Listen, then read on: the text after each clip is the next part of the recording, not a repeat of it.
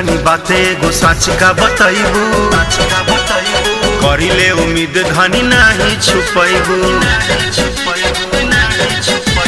पूछतानी बाते एगो सच का बताइबू करिले उम्मीद धनी नहीं छुपैबू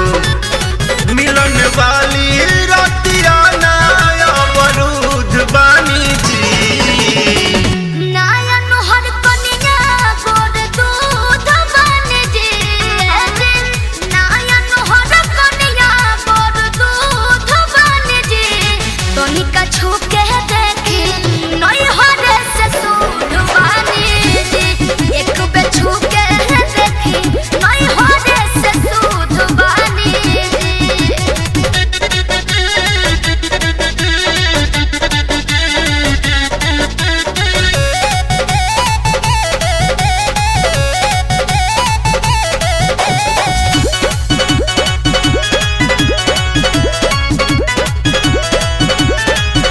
एक दूसरा के बात जानल जरूरी बा बानी सन करीब नहीं अब कौनो दूरी बा बोलला से ज्यादा राजा सुनल करे लाल लाल होठ मोर झूमल करे तनी सट जाए एक के काटा काटी अमरूद बनी जे एक के काटा काटी अमरूद बनी जे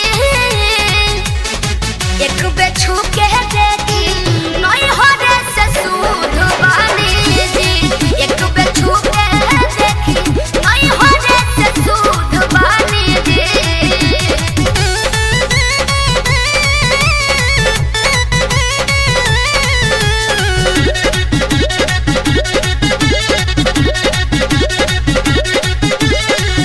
पवन पांडे हमारा से